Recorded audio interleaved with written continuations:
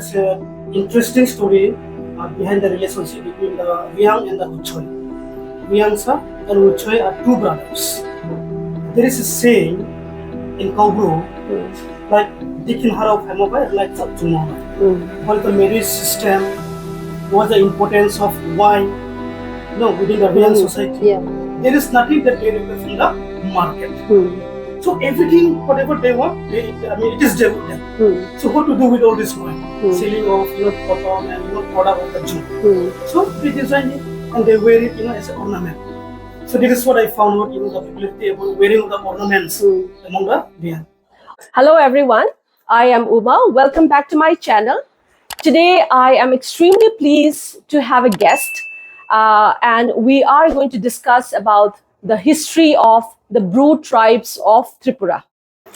So it's an honor today for the channel to have Dr. Lincoln Reang, who is an Associate Professor, Department of History in Tripura University. He has authored various books, History of the Reang Bru being one of them. Apart from this, he's also involved in making music videos, and he has written many other folk tales and books. So we are very, very privileged and happy to be having him as a guest for today's podcast. Sir, can you also introduce a little bit of your background? Where are you from? A little bit about yourself. Basically, I'm from Tuishama, that is from Doja Kanchanpur, North Tripura. I did my early schooling from St. Paul's School, Agartala.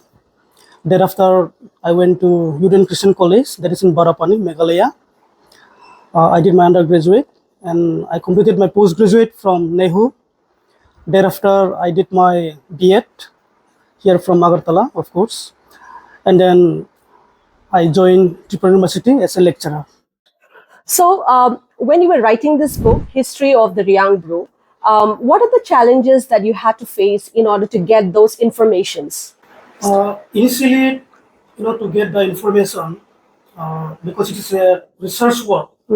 So first of all, I try to collect it, from all those aged persons, from all those elders, village elders. So because I'm from North Tripura, first I had collected from North Tripura.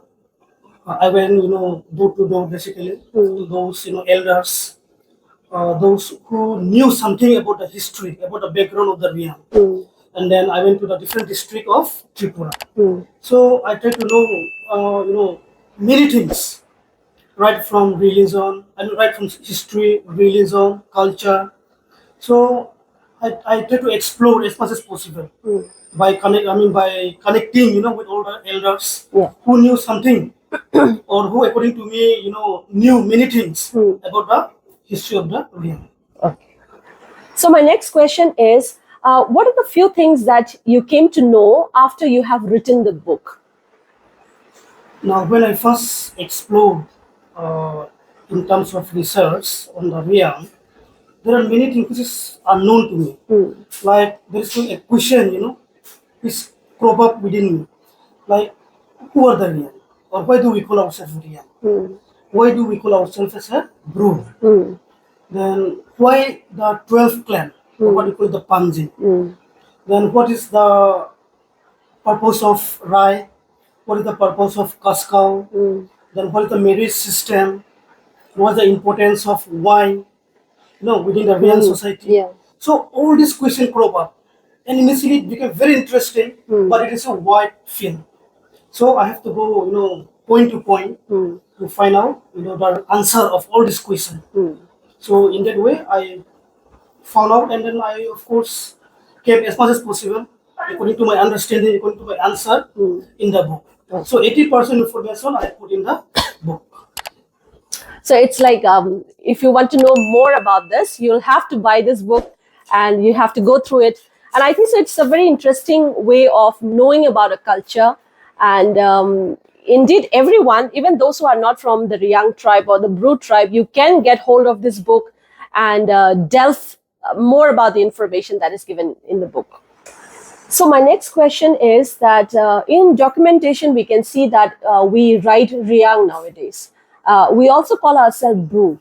So what is the difference between writing Reang and the Bru? What is the difference between that? Yeah, regarding the difference between the Reang and the Bru. Actually, the Reang themselves call Bru. or the group or the community itself. So the question comes like, who are the Reang? So according to all the research that I have gone through, there was a community chief among the group that is from the 17th century. And the community chief, the last community chief, his name is Reang. And there are many British explorers who identified those tribes at present Reang or the group, because those explorers they don't know that person, they belong to the Blue community. Yeah. So they know him by the community chief name, whose name is Reang. So that Reang came. Of course, in other notice also you can see like in this right here, there are many chiefs. So likewise, among the Blue also we got one chief. It is the last chief is the Reang chief. Okay. So with his name, that Reang it came into being. Okay. And it is during this time, most of the Blue community, of course, they reside in different hillock or in different area. So to identify them, to bring into unity, like some of the group who have come from and who have come to acknowledge him as a chief, they brought like a font, which in Kauru we call it as molsoy, or some brought a straw. So to identify that person or that villagers, it's known as like Meska. So in this way, the 12th claim it came into being. Okay. 12th claim. Because all of them has come from different area and they acknowledge the Reang chieftain. So that was the birth of the Panji, or the birth of the clan among the Bru community. Or here I would say the Reang community. So But according to one of the theory, or you can say story that I've heard, I thought that Reang was also a part of a clan group, like Meska, Molsoy. Reang was also one of the clan. That is what I heard. So I don't know how far that is true or not. And according to some, even Uchoy is a part of a Reang community. So what do you have to say about that? yeah, regarding this actually, let me go back to that history again. That Bruha and Braiha. Now we are from the Bruha. Our ancestor is Bru. So we call it Bru because we are from the ancestor of Bruha. And Braiha, of course, we have some other tribe residing in Assam. And then of course this Bruha, it is there through the lineage, the Maharaja, it was installed, as per the story Okay. or as per the history. And of course, some part of this Bru, they have, make it to the Rangamati, that is in present Chittagong Hill tribe in Bangladesh. And that is on 17th century, which I was telling, the installation of the chieftain. And the last was the Reang chieftain. Now, regarding this, why the Reang are not as part of the 12th clan. Now, Reang is the name of a person, name of a chief. And this chief, younger brother is a Uchai. Okay. So, Reang Sa and Uchai, they are two brothers. Oh. They are two brothers. That's why they are not being kept within the clan system. Okay. Their own family line is there. Their own family lineage is there. So those lineage they still have that Reang. Okay. That's why some people they do not keep them as a part of the clan. Otherwise, Uchi also would have been a part of the clan. No, Uchi is not a part of the clan. Reang is not a part of the clan. Only the 12 clan are there because they are two brothers. But so this Reang and this Uche, they are also, I think, so part of the Bru. That means. Yes, they are also part of the group because they are Bru. Because they are from the Bruha. Okay. Their sister is Bruha. There is an interesting story behind the relationship between the Reang and the Uchoi. Now, among the Bru community, there is a saying that Reangsa and Uchoi are two brothers. And there is a saying in Kaubru, like Dikin Harau Hamobai, like Tumobai, which indicates that with the coming of the foreigners, Bru, there is a wearing of a red, cloth. Now, this also indicates that a northern Bru or the Reang, earlier, let me take an instance of Chittagong Hill Trek, now Bangladesh, of course. In Rangamati, the place of the Reang Kaskau, they are the Reang, they were the black person or the Reang cloth, and the Southern that indicates in the Bandarban area, which we call the Uchoy. Here the brew, put out here, right, the Tripura in Bangladesh. So they were the red one. So they are the two brothers. Now also we can say, I think so, there's a difference in the style of Ranai that we have in the southern part of Tripura and in the northern part. In the southern part, we will see more of that stripes. People would often wear that striped, which we call it as nakcha. And in the northern part, we see, of course, the portion of the Rignai have got a white border here, which we call it as Reang or Naikshong.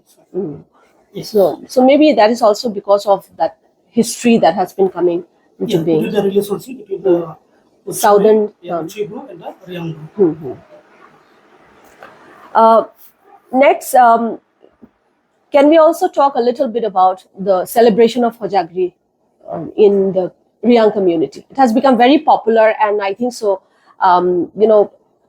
If we Google Reang, we will see the picture of the balance dance, which is the Hojagri dance. So, a little bit of history about that dance, the celebration of Hojagri. Yes. Now Hosagri, the brew called themselves, they call Hosagri, the brew called them as Hodaigri also, the other name. Now it has become a state festival since 1993.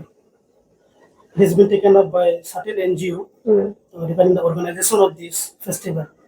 Now going back to the history of this Hosagri, or I should say Hodaigri, now it is very interesting because it is a harvest festival.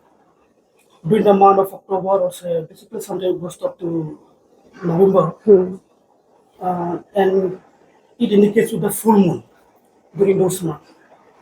So we all know, the brew community, like any other tribal community, they are dependent on Zoom cultivation or the shifting method of cultivation. So from early February or early March till October, they are totally engaged with Zoom cultivation.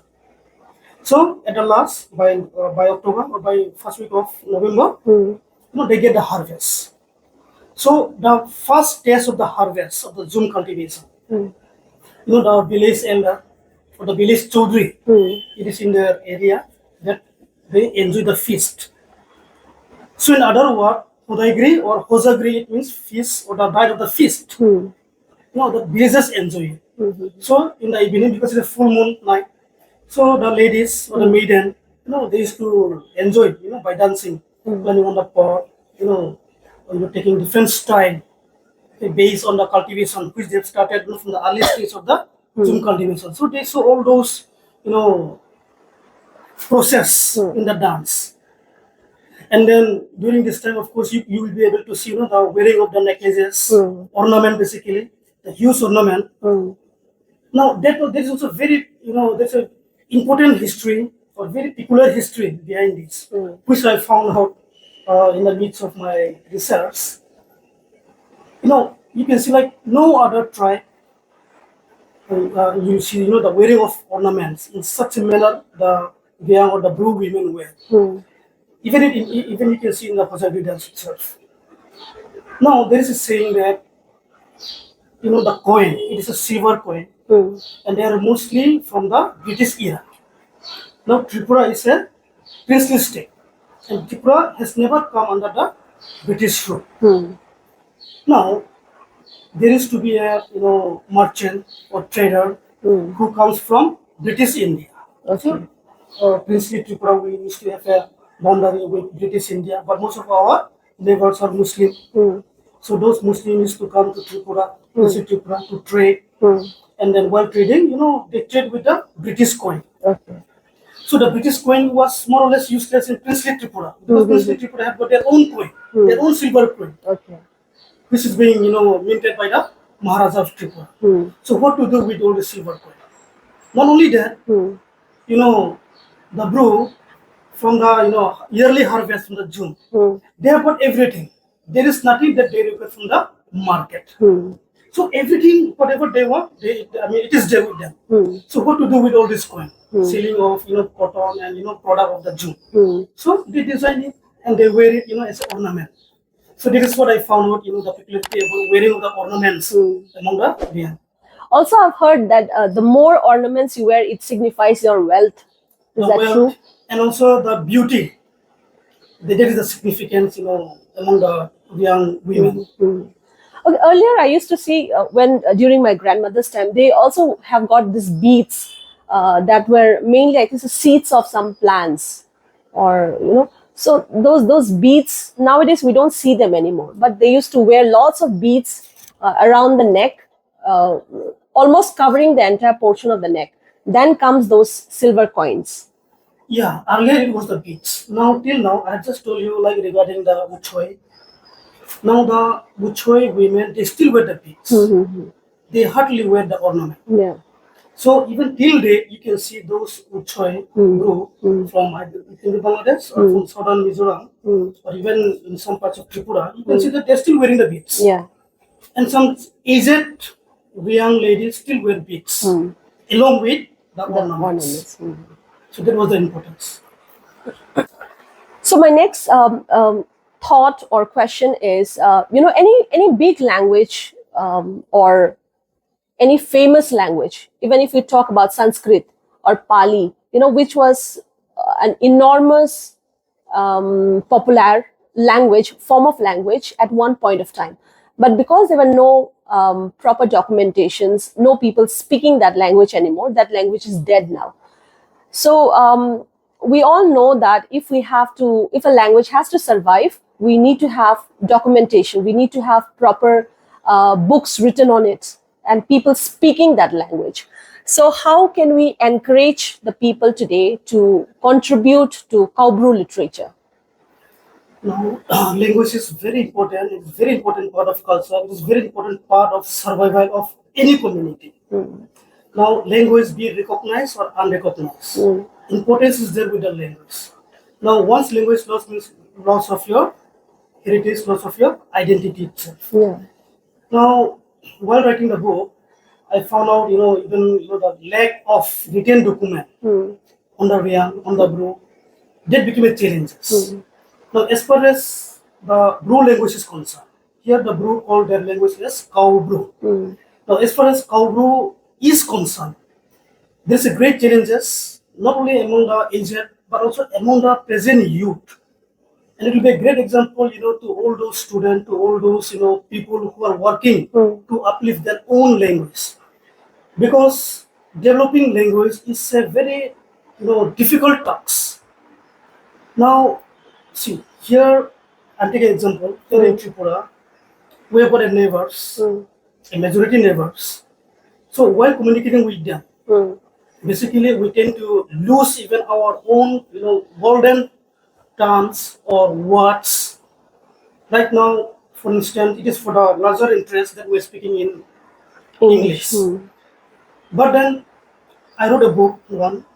It is a booklet known as Phamungma. Kaurike Phamungma. There is a collection of Kaubru, proverbs, Kaubru, different terms. Because these things are there more or less, it might be a souvenir or some booklet, but then it tend to get lost until and unless we bring it in a major publication, and until and unless we make it popularity, among the youths. Because slowly and slowly, we can lose our, say, like language. Yeah. Because we're always being influenced, by some other, majority language. So we need to project, we need to take a stance, to preserve whatever be the language. Yeah. There is no language which is very small. There is no language which is very big. So whatever language, we have to give importance. The priority lies, with the elders. The priority also lies, with the youths. No, that means we have to give importance basically to whatever language that we have. So whatever that you felt, that regarding your importance of your language, I think better you write it. Be it poem, be it sentence, be it word, you write it, you preserve it. Because after a few years or after a couple of decades, it can get lost. Yeah. It can get lost. Once lost means like your identity is lost basically. Yeah. True. So we need to preserve that. That is the most important. That is the greatest challenges, which I feel all the youth should have to take up.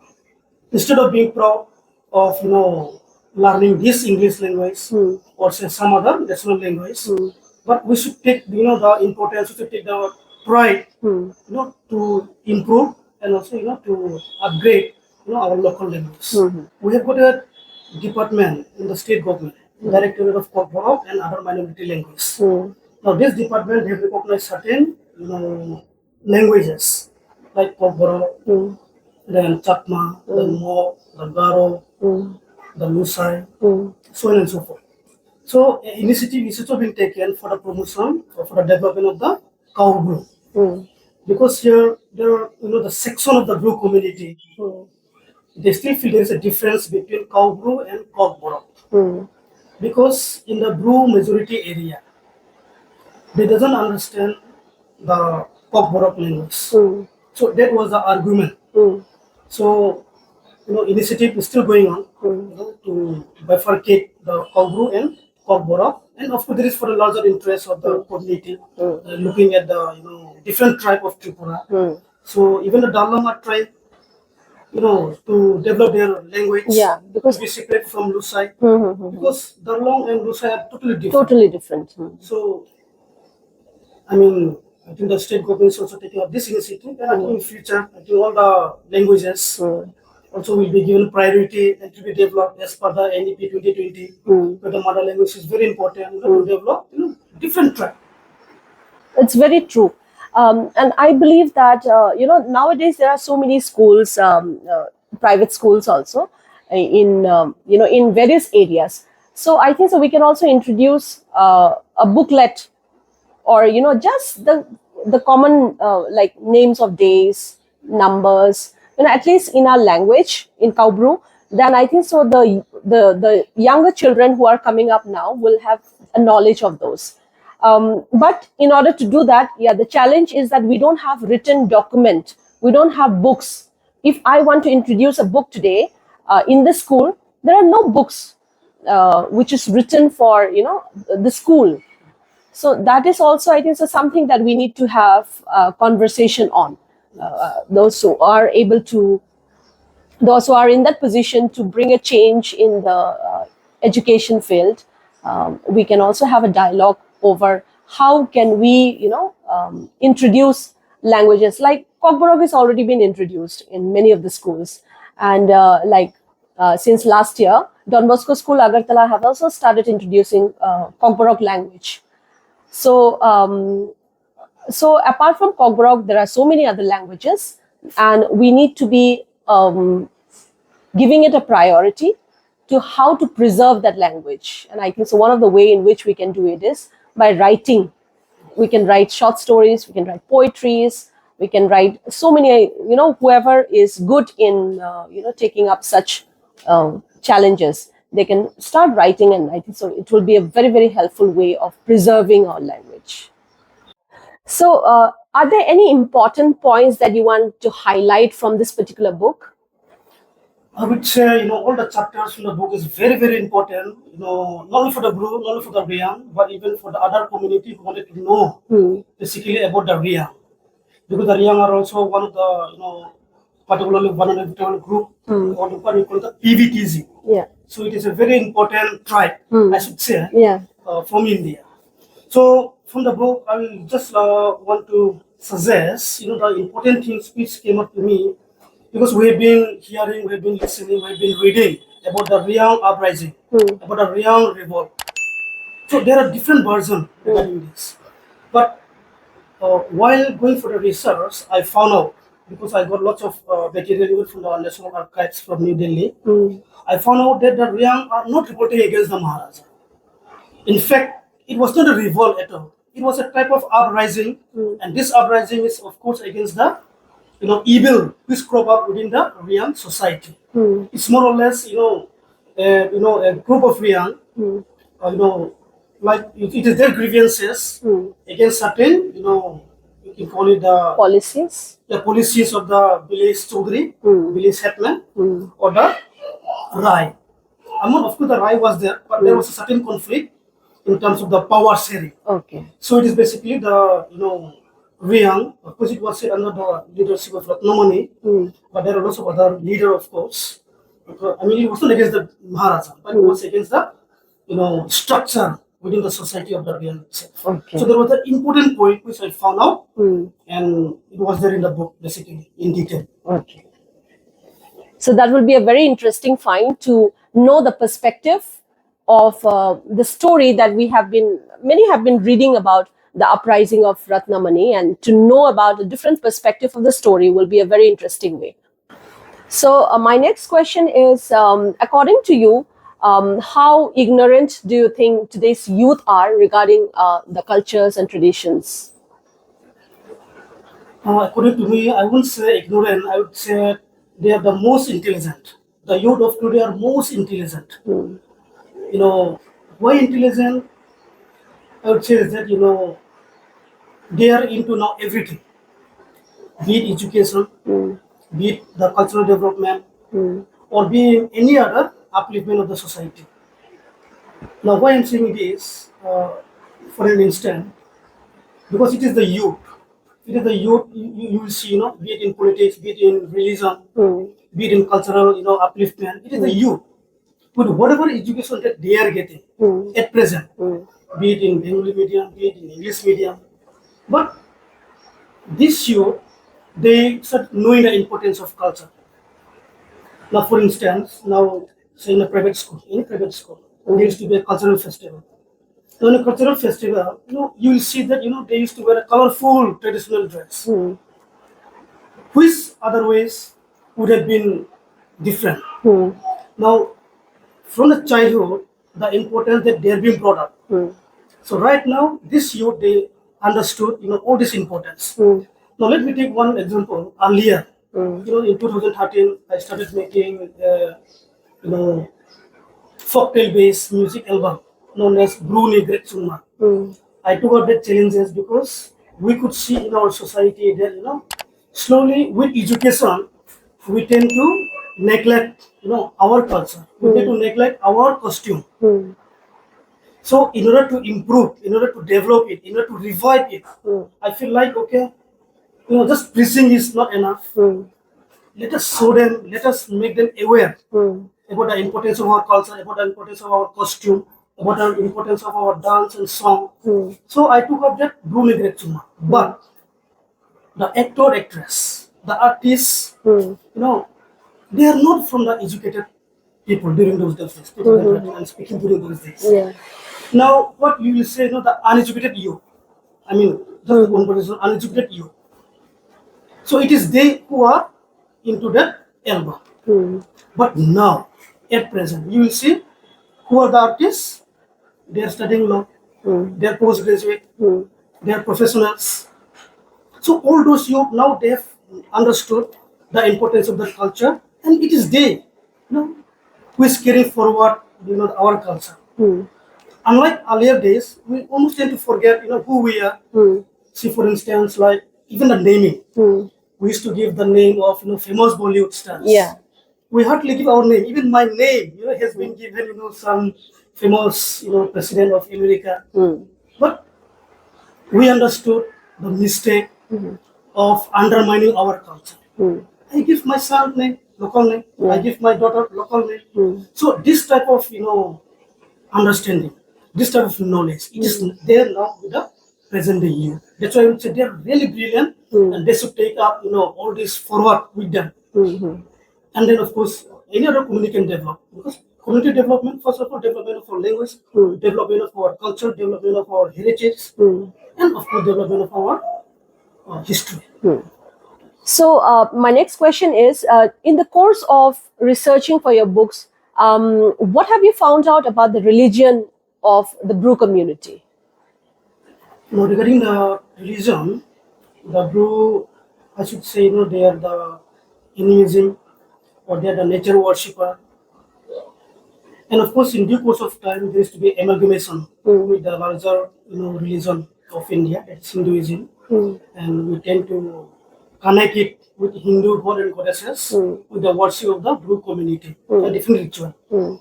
But then, till date, there are still certain practices which the Bru community the priests, what we call the uprising, they still prefer, and that the ritual is still going on.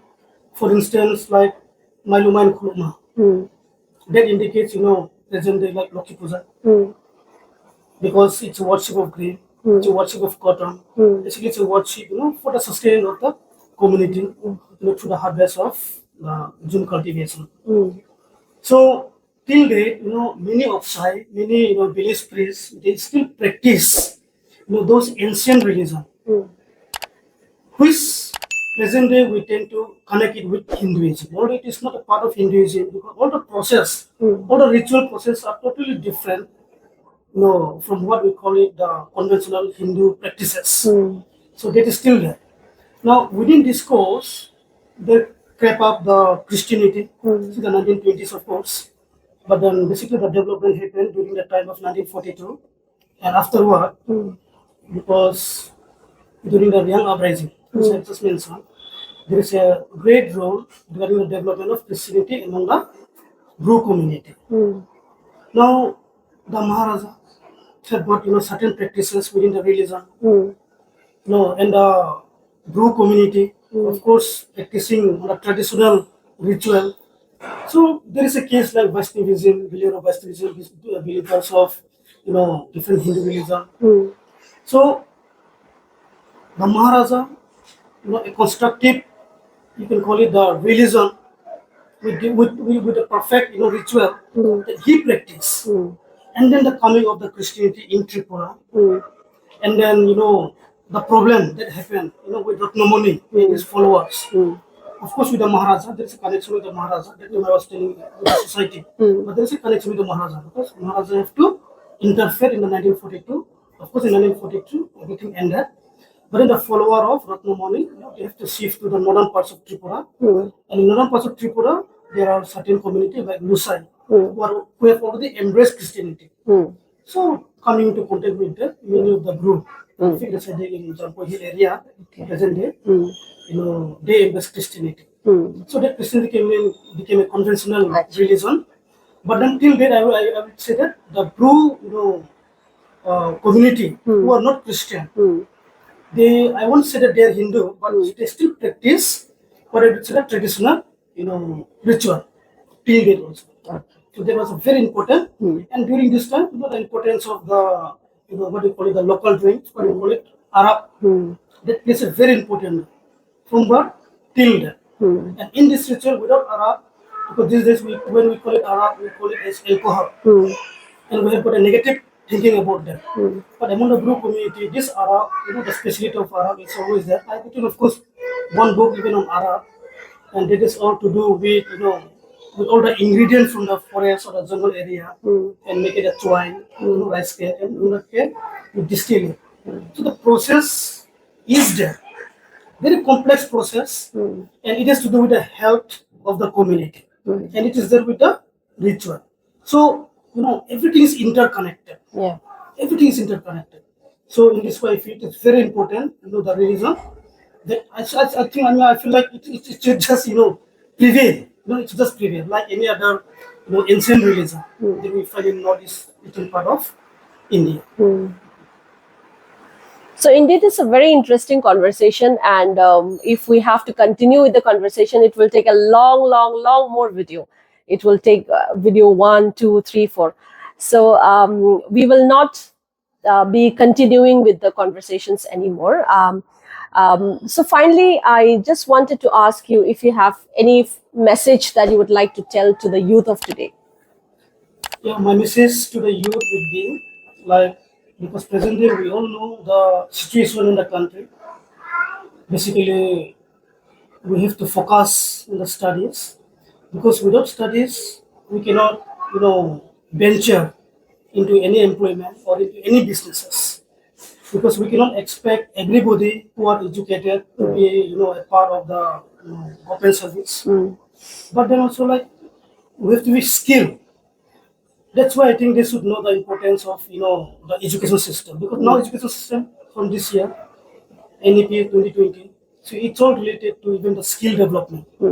So I feel like we have to listen to the elders, We have to learn, to respect our culture, to respect our heritage, basically, and also, to study whatever means that or whatever situation that you are in, okay, be it in any medium. And I think the last important message would be, of course, discipline. Discipline is very important. Discipline in life, and of course, importance of time, punctuality, Yeah. and of course, respect elders. That's the most important thing. And I think with that, I think you can become success in whatever area that you are venturing. Thank you.